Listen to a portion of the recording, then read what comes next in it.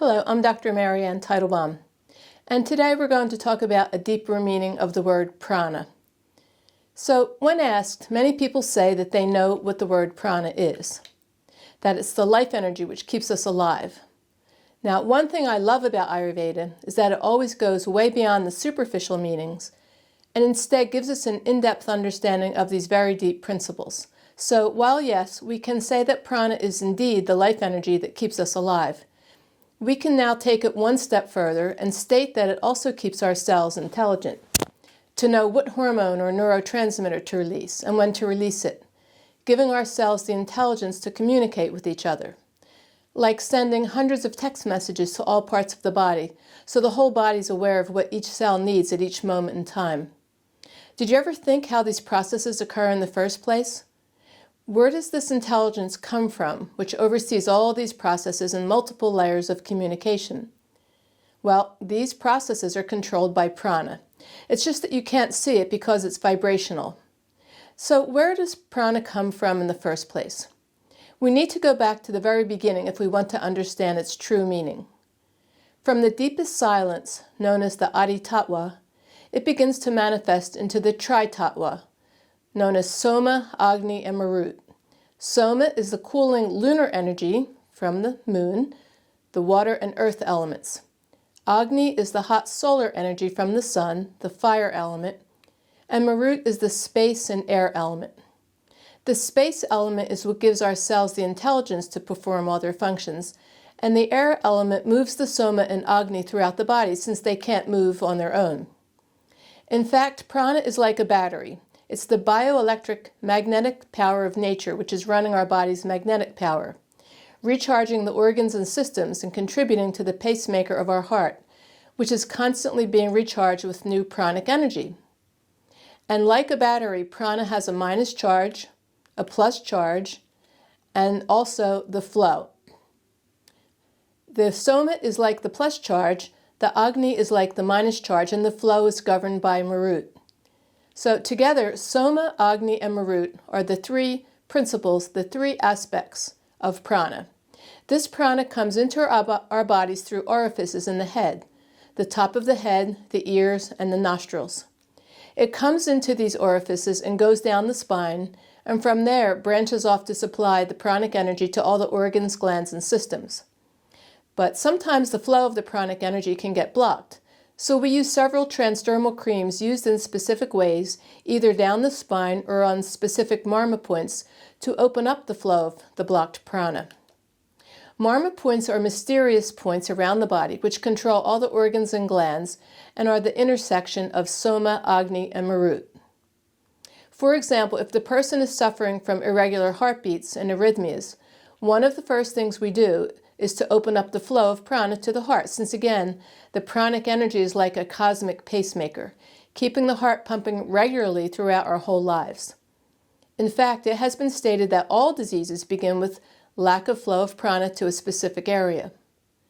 We also get prana from the food we eat and from the water we drink. This is why we don't want to corrupt the pranic energy in the food by microwaving it, freezing it, canning it, processing it, or having it left over. In fact, the food that we cook today will have both less nutritional value and less pranic energy if it's left over. And we want to have good alkaline water coming directly from the earth. Once we put chlorine in the water, it kills the prana. So even if we filter out the chlorine, we can't bring the prana back to life. We also get prana by breathing. Of course, there's more prana out in nature, at the beach or in the forest, and less in a city like New York.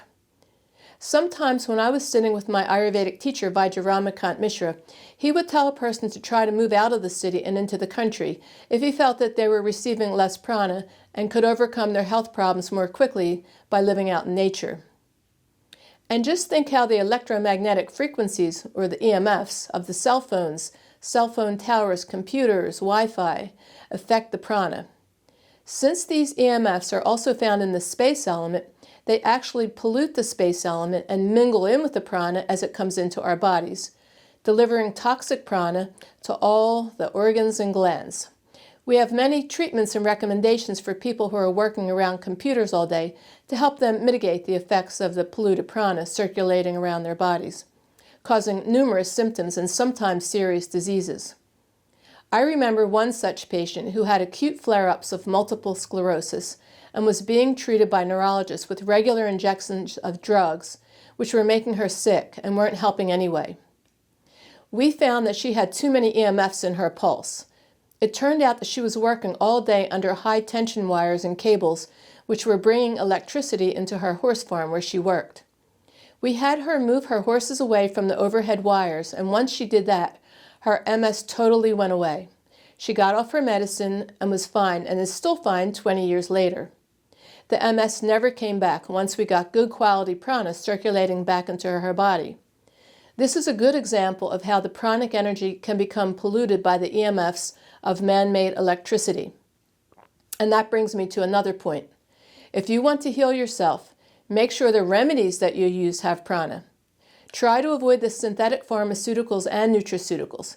Yes, we know the B complex, for example, was originally found in food when it was discovered, but when we make it in the lab at a much higher dose than occurs in nature, it becomes the toxic version of the real thing. It contains no prana, and as a result, it'll have an unintelligent effect somewhere in the body and be toxic to the liver and kidneys. Yes, it will have some benefit, but it will also have a side effect, just like the pharmaceuticals do. And don't underestimate the value of pure prana in your life. If the prana is polluted or missing, like with too much EMF exposure, or taking food, pharmaceuticals, or nutraceuticals that are dumb or dead, then our cells become dumb and less intelligent. And what that translates to is that it could increase the risk of getting a cancer, since cancer is nothing more than the cells not being able to remember what they're supposed to do, and as a result multiply out of control. So you can see how important it is to understand about the pranic energy and make sure that we get out in nature, breathe fresh air, eat food cooked fresh each day, and avoid processed, microwaved, and leftover food, and try to mitigate the side effects of the computers and cell phones that we work with every day. By doing so, you'll go a long way to prolong your life, avoiding serious diseases that might come if the prana becomes depleted or corrupted in your body. Thank you.